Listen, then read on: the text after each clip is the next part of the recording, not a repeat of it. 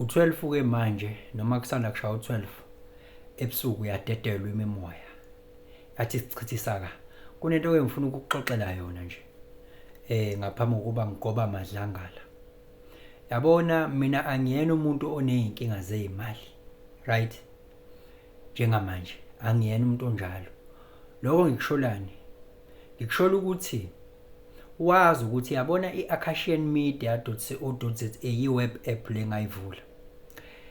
Primarily ngiyivula ngangifisa ukuthi abantu bezwe lento engiyizwayo nami yokugayideka from within. Yabo mina ngigayidekile mina ngigayide ngiyisocial ikhuza lona.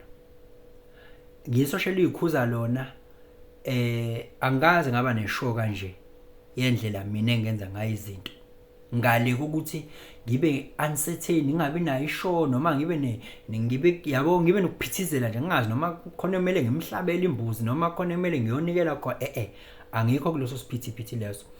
Ngoba after discovering human design I knew now I know ukuthi yini emele ngiyibheke yini emele ngizwe ukuze ngikwazi ukuthatha isinqumo esialignayo nami without ukuthi kuzokuba khona into external emele ukuthi ngithembele kuyona ngaso sonke isikhathi.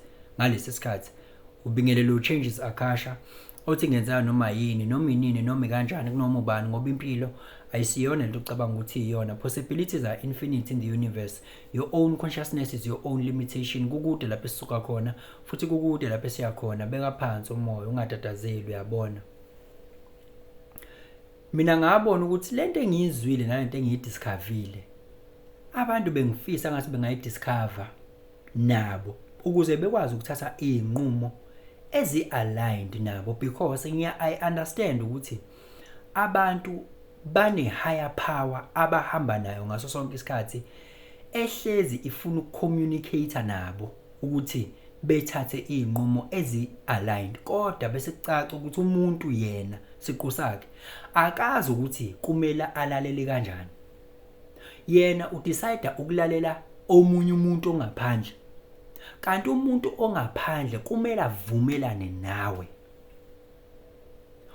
Yabona mfethu ngiyakutshela umuntu ongaphandle ngabe umfundisi wakho ngabe yini yakho kumele avumelane nento i-higher power yakho evumelana nayo ngayo nawe. Hayi yena afika azokushintshisa. Ngizophinde ngiquote futhi ngiquote uKing Bhaka. uKing Bhaka uspiritual father kimi ngiyabukela kuye. Kodwa kwangeke kuze kwenzeke ukuthi yena azongidictatela ukuthi yipi indlela emele ukuthi kwenzeke ngayo. Yingoba yena uconfirma izinto mina engizikholiwe nezinto mina nedlozi lami noma ne-higher power yami noma nengilosi yami noma nesithunywa sami esivumelana ngazo la. Okuyi-foreign akuhambisani nami. Okuyi-foreign nje okuhambisani nami. Lona ngikutshelelani yona? Ngikutshelela ukuthi kwayimina myself kumele ukuthi izinto engizikhulumayo kumele kube izinto ezivunywe huwe ngalapho. Kube izinto umoya wakho ohambisana nazo. Ngoba umoya wakho uhambisana nazo lezo zinto kusho ukuthi nawe ne-higher power yakho noma ungayibiza ngengilosi noma ungayibiza ngendlozi noma ungayibiza ngani kusho ukuthi iyona evumile ukuthi yes kunjalo nansi confirmation nangu changes eyikhuluma lento le kade uyicabanga. Is not the other way around. Ngi-independent ngizimele konke okunye uzoqhamuka ngaphandle kuzobe kuzongisupporta kulokho engithi ngi-independent kukona. So every time mina I pray, I don't pray for clients. I pray ukuthi la mandla afika kimi angilanda ezweni angilanda kulo ngidwanguza ngoba asekhona sengixhumene nawo. Ngiyacela ukuthi umuntu nomuntu ohambayo aye lapha athi uyokwenza i-chart reading yakhe.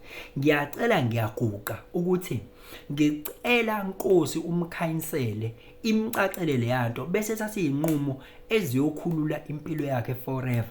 Mina ilokho engikhulekela mangikhuleka ngoba it's all about ukuthi wena uguideke kuyona. Ngoba mina koba naive futhi koba vain ukuthi ngifocuse kakhulu ekuthenini niyeza ngobuningi benu kodwa anisizakala. Anazi ukuthi mina music into my ears mangizwa umuntu ethi changes ngiyabonga nge-chart reading engayenza ngiyasizakala. Now I know ukuthi kumele ngiyithathe kanjani inqumo, ngihlele kanjani into yami.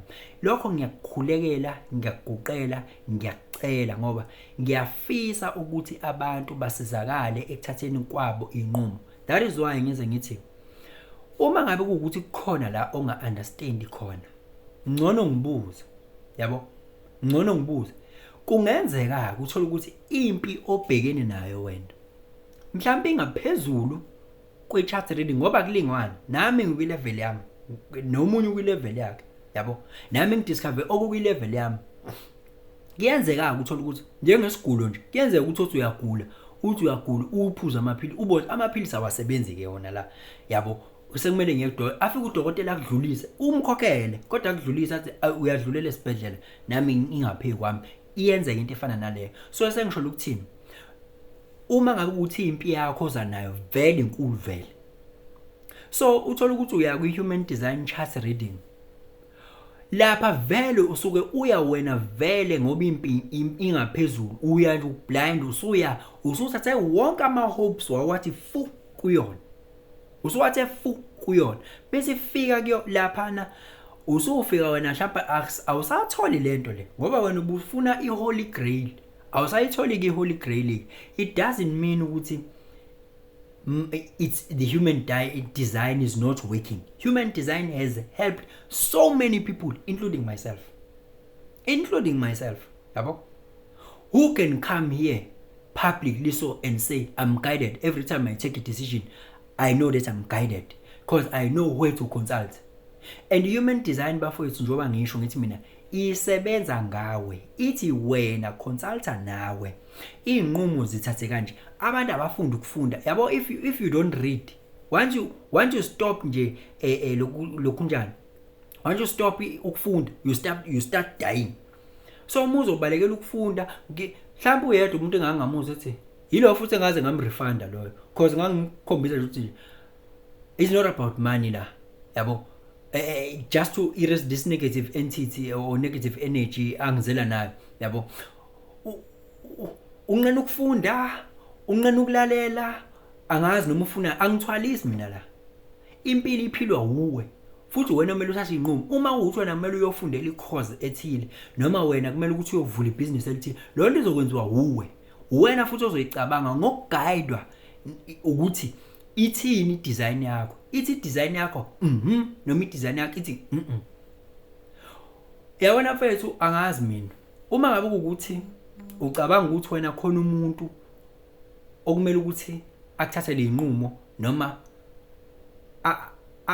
angazi akwenzele magic, angazi ukuthi akekho ndawo uzoqhamuka ndawo.